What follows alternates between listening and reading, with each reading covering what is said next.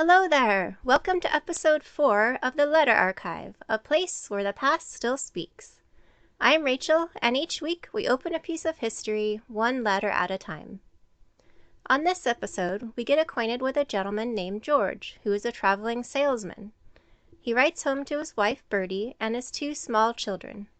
These letters date between 1908 and 1909. So get cozy and listen closely. The past is speaking to you.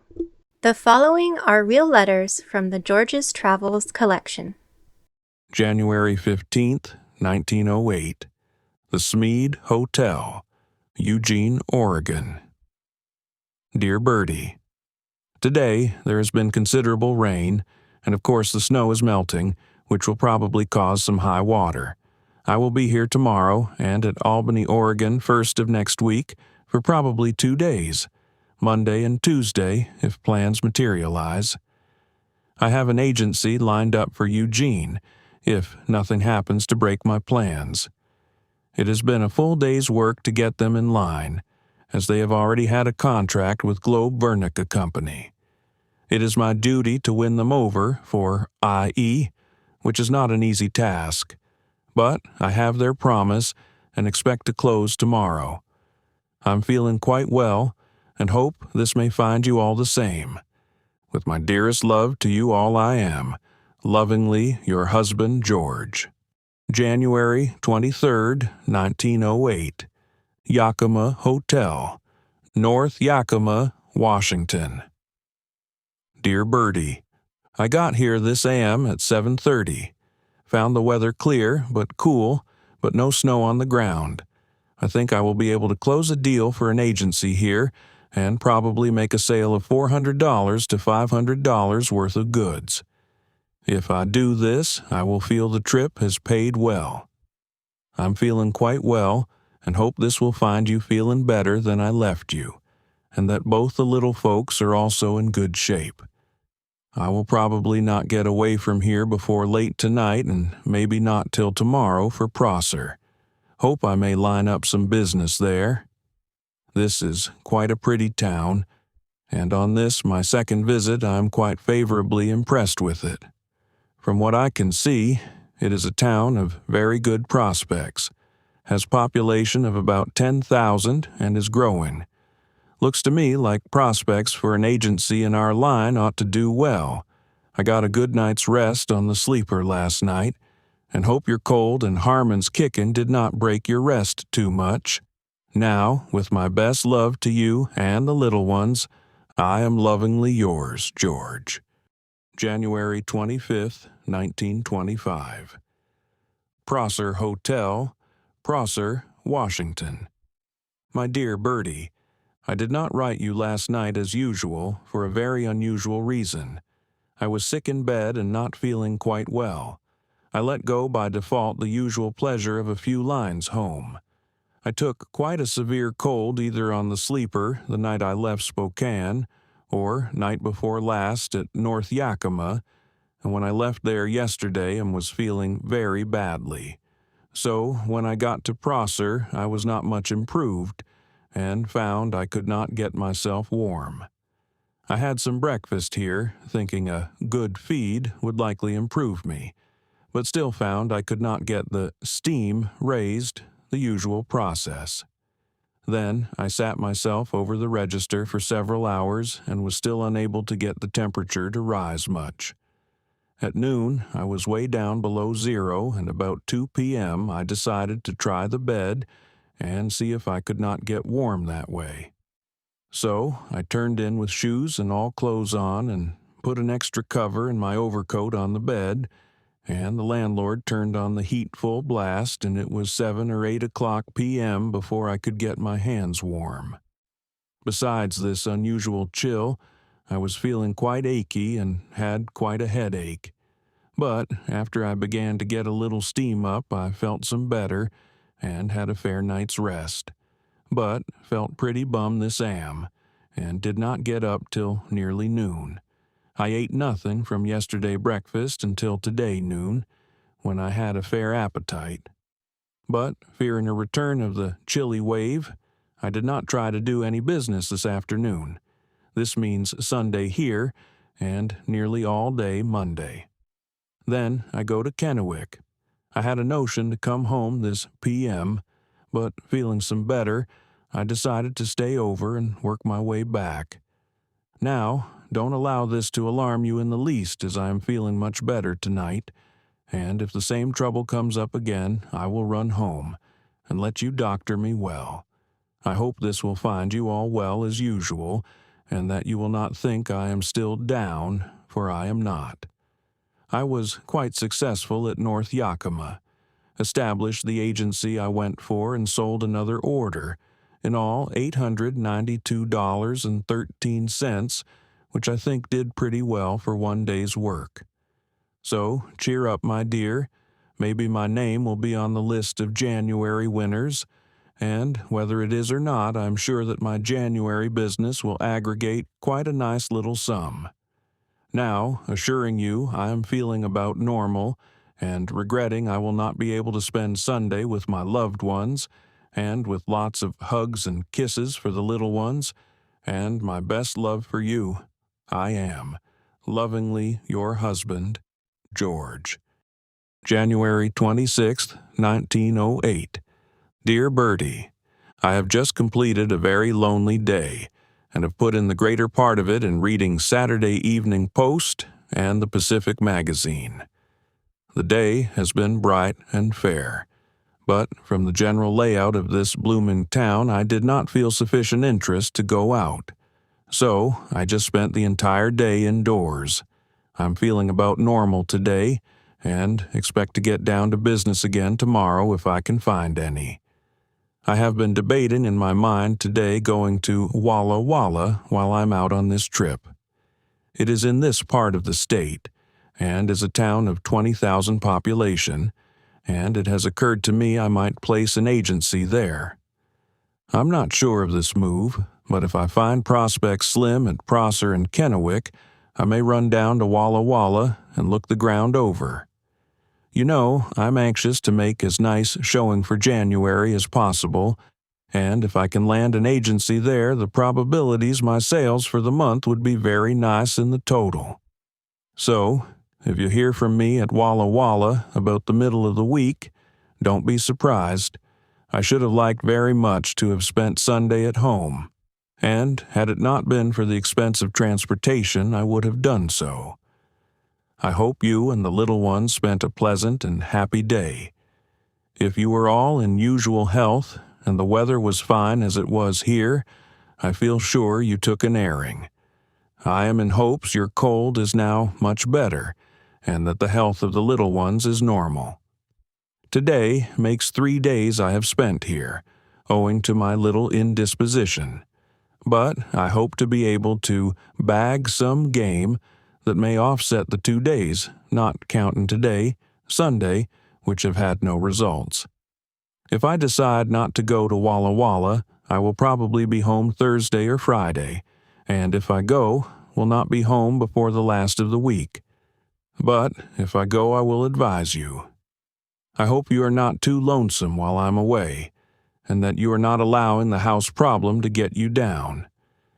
Now, with a pleasant good night to you and the little ones, and lots of hugs and kisses, and my best love, I am, lovingly your husband, George.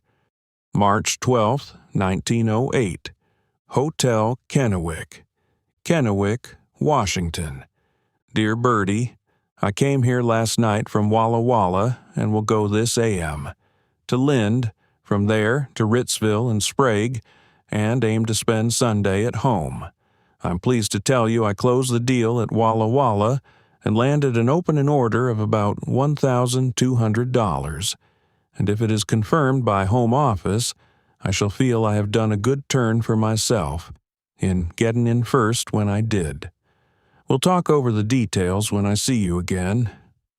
I am quite well, excepting my cough, and hope this will find you and the little ones as well as usual. With my best love to yourself, with lots of hugs and kisses, I am lovingly yours, George. March 22nd, 1908. The Hotel Ryan, Idaho.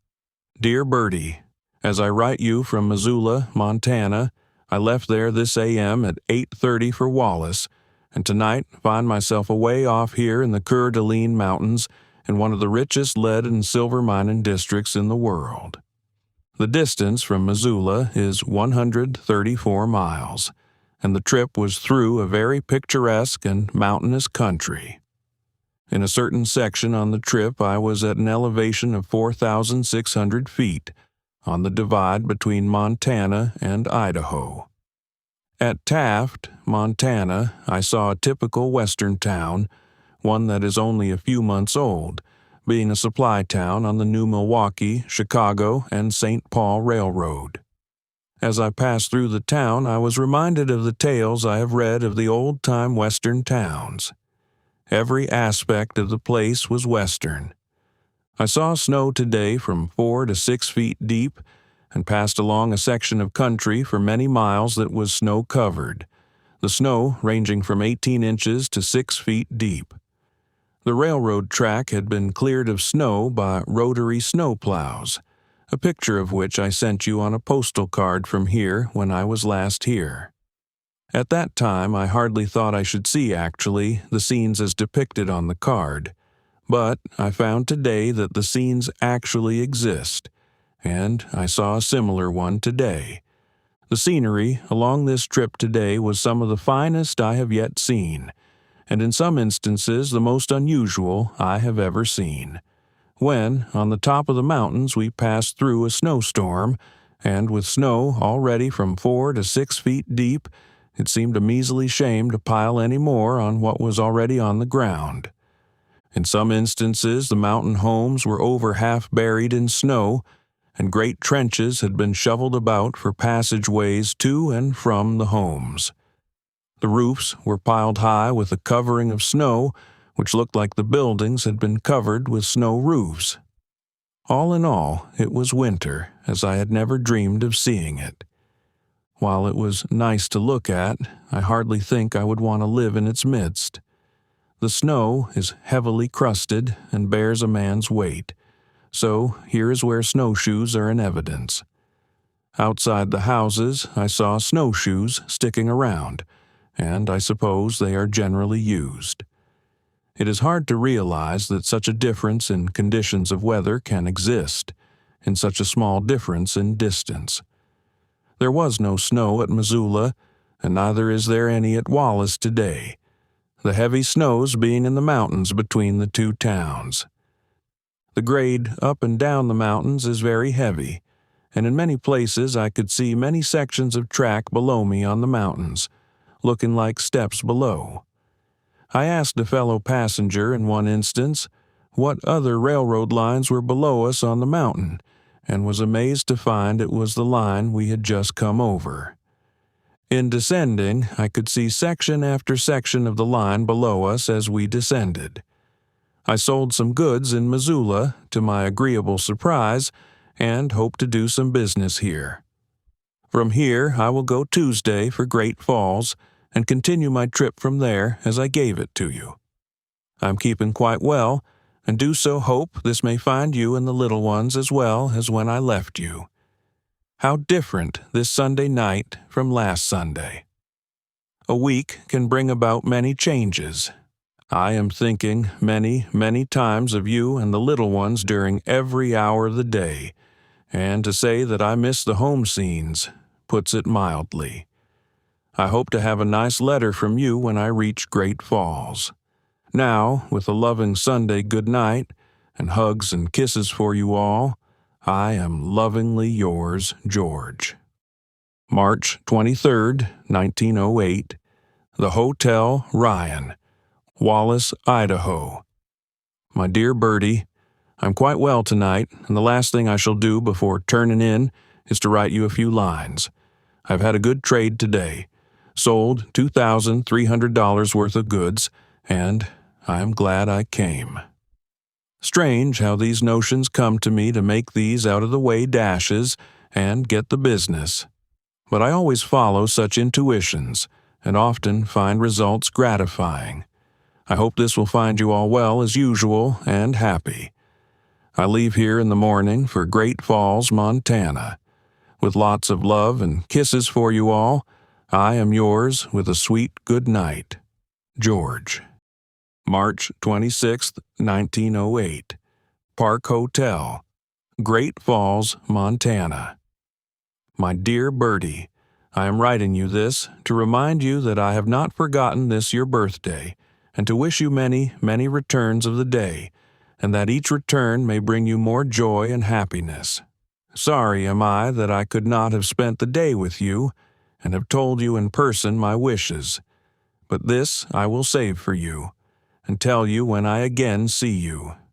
Tonight I am away out here in Montana, with the weather quite cold, and at this moment there is quite a snow falling, and to make it all the more western in appearance, I have just returned from seeing The Virginian at the Opera House, and the scenes in this play being laid in Wyoming make me feel that I am in the midst of the wild and woolly West. I enjoyed the play quite a good deal, and probably more so, because I had read the book. Wish you might have enjoyed it with me. I hope this will find you well and happy, and that you're getting along nicely in every way. I will probably not leave here before Saturday, then go to Helena and spend Sunday, and attend to business there Monday and Tuesday. Looks like my trip was moving slowly, but it may hurry later. I enclose you the program of the play, but from it you won't get much idea of the performance. Now, my dear, again wishing you many returns of this your anniversary, and with a loving good night kiss for you and the little ones, I am, lovingly, your husband, George. March 28, 1908. My dear Bertie, I have been stirring some today, and, as a result, have sold today about $100 worth of goods. I have a couple of other good deals on the string with one of the big smelting concerns here, but may not get them closed this trip. But am glad that the trip has done as much as it has, as I had feared I would do nothing here. Last night I had another spell of old-time neuralgia, got bad about 10 p.m. and began getting worse until midnight after I had seen The Virginian, and for several hours had a terrific time. I was very sick at my stomach and vomited a great many times, and you know how much I suffer with these spells. Oh, how I did wish for you and your comforting hot cloths. I did not get easy until way past midnight, and at last got to sleep. So I lost the forenoon on account of the spell, and did not get out to work until after lunch. But at this writing I am about normal again, and surely hope I won't have another spell soon again. As I write you, I will leave here tomorrow or Sunday, and be at Helena first of the week for a couple of days, and then to Butte. From this delay, you will notice I am behind on my datings, and you can arrange your letters accordingly. I will be at Helena and Butte 2 days each at least, and which will put me out of Butte not earlier than Friday next, and possibly later. It is so hard for me to gauge my time to the day, owing to the uncertainty of time required at each point. But, as I'm writing you each day, I hope you will be able to keep in touch with my whereabouts. I hope this will find you and the little ones well as usual, and enjoying yourselves. The weather here is quite cold, and I imagine it is colder than with you, as it registered at 5 p.m. today, 20 degrees above zero. I'm enjoying my photos, and they are lots of company to me. The ones you sent me of Aubon are in my pocket, and I peep at them frequently. How I should like to see you all tonight. It seems like I've been away for a month. How different this Friday night is from some of our past ones, and when I think of the great changes that have come to you and I in a few short years, I can hardly realize it is possible we are so far away from our old scenes. But the memories are as bright as ever, and I hope some of them may never grow dim. Those of our dear old Friday nights of the sweet long ago. Now, my dear wife, I will bid you a sweet Friday good night, and with lots of hugs and kisses for you and the dear little ones, I am lovingly your husband, George. April 1st, 1908, the Butte Hotel, Butte, Montana. Dear Bertie, I got here today about noon and spent the afternoon in getting my bearings. This is a city of 80,000 people and is one of the greatest mining centers in the country. I do not know yet what to expect in a business way from here, owing to the fact that this is one of the particular places in the country that the panic had great effect upon, and, if I am not mistaken, this was the starting point of the whole trouble, as some of the New York speculators had large interests here that were the first to be affected by the panic. So, I don't know just what I will get here at this writing. I have an agency deal on the string already, and if I can make it go, it will mean quite a nice order. We have an agent here, but he sold last year only $1,330 worth of goods, so I do not expect anything from them. I got your card and letter of Sunday and Monday, which you addressed to me here, and was so glad to hear you were doing so nicely. I noticed by the postmarks on the letter that it was stamped Spokane, March 30th, 1 p.m., and at Butte, March 31st, 3 p.m., which puts me a day's mail from you here. It is quite likely I will be here the rest of the week, and will hope to get more news from you during my stay. I am very sorry to learn you are so lonely, and hope you will find so many things to keep you busy that you will not notice the lonesomeness so much. It seems so queer that you should write of Hanson being so quiet. Poor little fellow. I hope he will soon begin talking so he can be more company to you. I am so pleased to hear Carol is better, and I am sure you did the right thing in taking the jumping rope from her for a while. I am rather surprised to hear that you have no news from home, as they are due you a letter.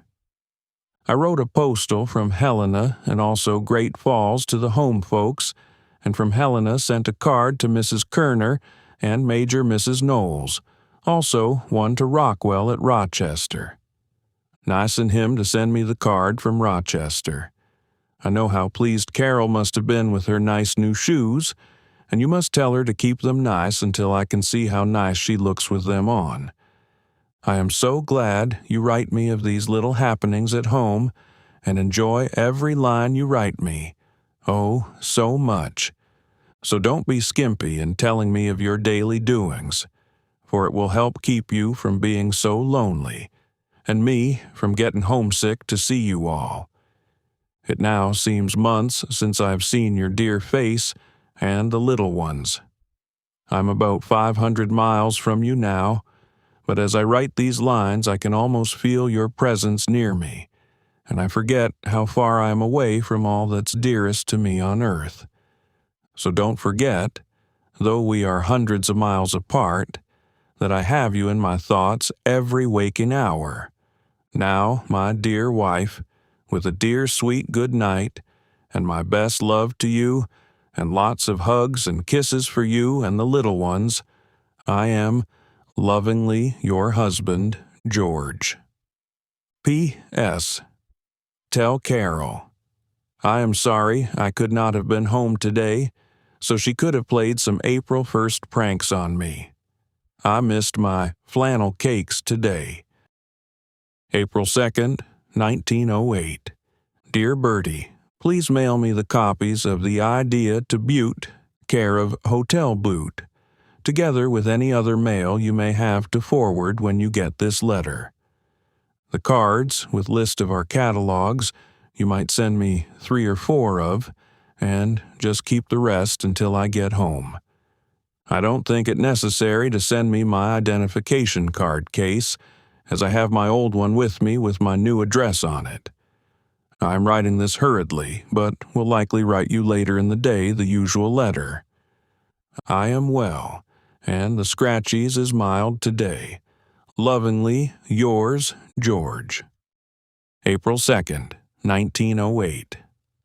My dear Bertie, at the close of the day, I turn my thoughts homeward to my dear ones, notwithstanding that I have seen some strange scenes and heard some remarkable things since I last wrote you.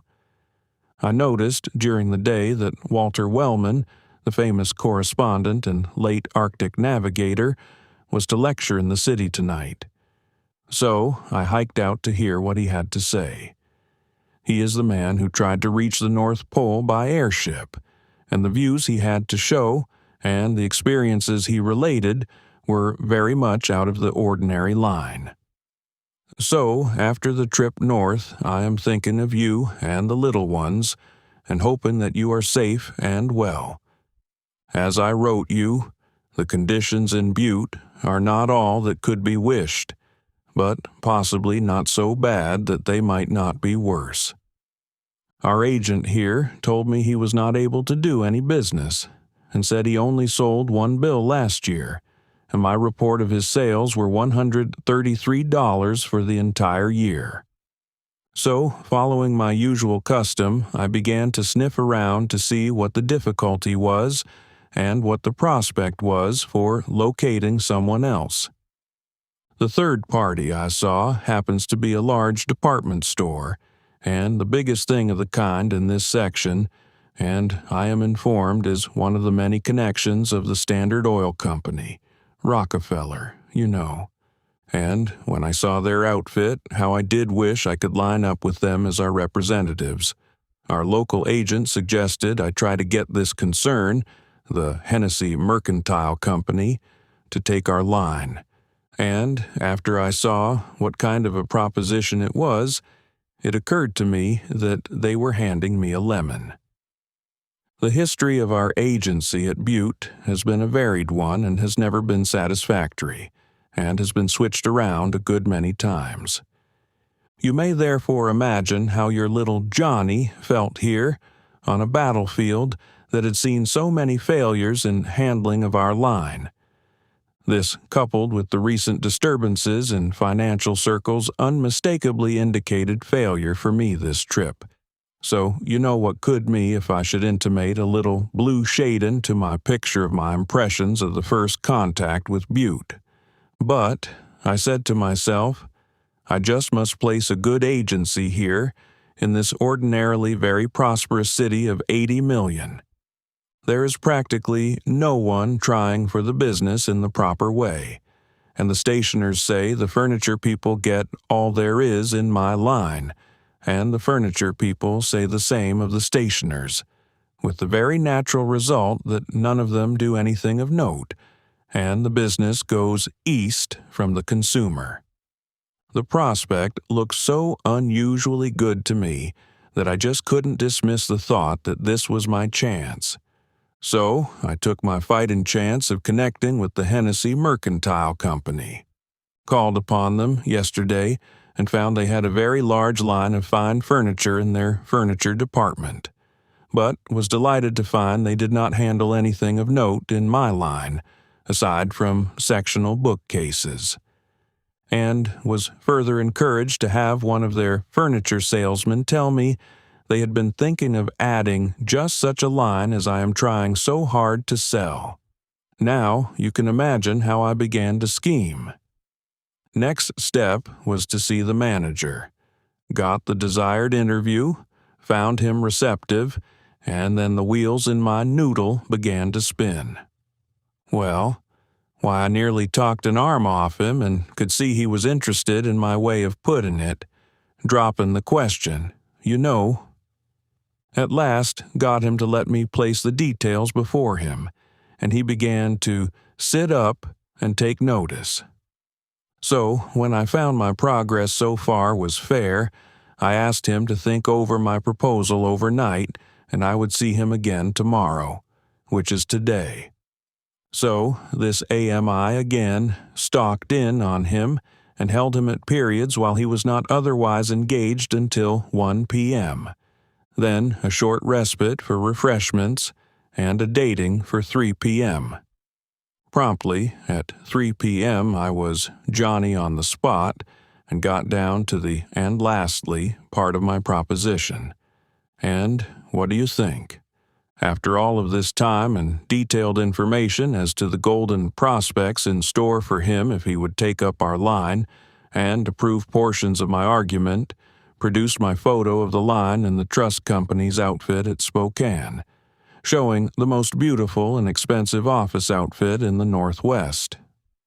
I was, yes, really, was not surprised so very much to hear it, as I had kind of felt it in my bones as I warmed up to the subject, as I gently but firmly, and convincingly as I thought, led him step by step into the beauty and superiority of the line, to hear him say he believed all I told him, etc., etc., etc. But, now mind you, the city of Butte was a very peculiar city, and the people were a very peculiar bunch, and all that. But he was willing to give the game, as he termed it, a trial, and would put in a line of not over $500. Now, how do you think that sounded to me, in all this loneliness? Can you see that sparkle in the corner of my off eye? I hardly expected so much, but I had talked in large figures, intimating that he should carry $1,500 worth of the line, etc., etc. So, to clinch the story, I will place an order with him of probably $800 in all. Now, tell me truly, my dear, was this really so bad when you so well know how I just dreaded coming to Butte? But somehow I just felt like I will not let thee go till I receive the blessing. And I got it good and strong. Now, if you were with me, we would celebrate. I know you will pardon me for giving you so much detail in reference to this little big deal, for I consider this really one of the biggest deals I have made, on account of the adverse local conditions and past failures in our agencies here. So, I know you will heartily join me in wishing all kinds of good things for this point. Now, I must get this in the mail, and lie me down to pleasant dreams of you and the little ones, to say nothing of what I may dream of this day's doings. I am quite well, and shall hope this will find you and the little folks the same, and happy. With a good night kiss and lots of hugs for you and them, I am lovingly your husband, George. Friday night, April 4th, 1908. My dear Bertie, it is now just 11:30 p.m., Friday night, and I was just this moment handed your dear letter of yesterday telling me of your caller, the beautiful weather, and the mouse bite. What a piece of news. A mouse bite. Really, I don't think I ever before heard of such a queer happening. But mice do bite, I am told, but I did not know they did it voluntarily. If I were you, I would get some rough-on rats and put it in some places where the children can't get hold of it. Maybe that will kill some of the critters off. The letter you enclosed from the house didn't sound so thoroughly competent to give you effective cooperation, etc., etc. Did you think so?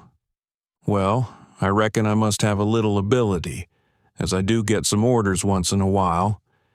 Just to think that the very field I have so dreaded has proven the best I have yet struck. In my yesterday's letter, I wrote you that I expected to close an agency deal here. Well, today I closed the deal and got my papers all signed, and the opening order, and it is a dandy.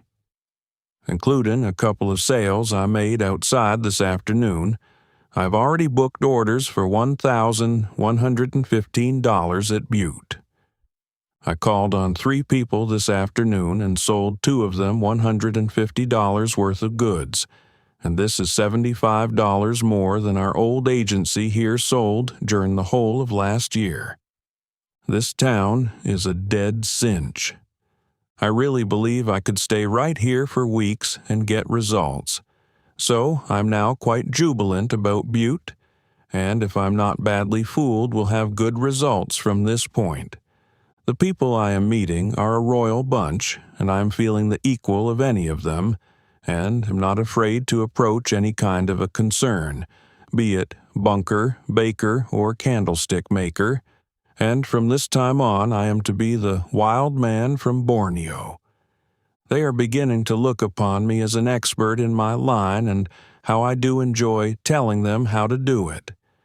And the nice part about it is, my arguments are convincing. I will leave here probably Sunday for Anaconda, and will hope to have a shadow, at least, of the nice streak of luck I found here.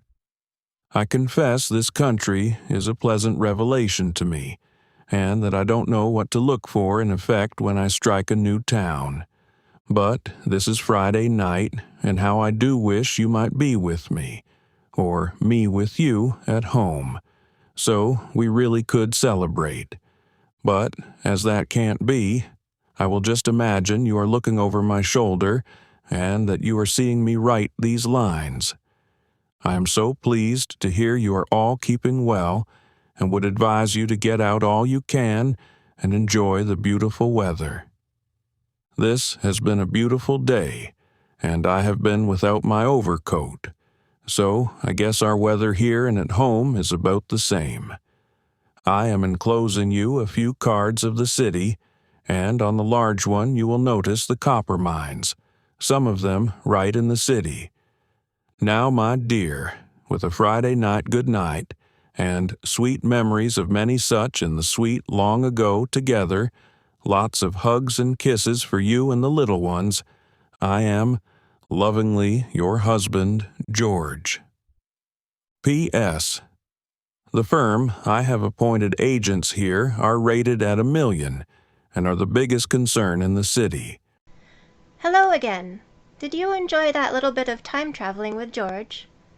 As always, if you'd like to hear more voices from the past, please follow and subscribe to the Letter Archive wherever you get your podcasts. To see these letters, photographs, and more, please visit theletterarchive.com. Next week, we learn even more about George and his travels, so come back soon. The past has more to say.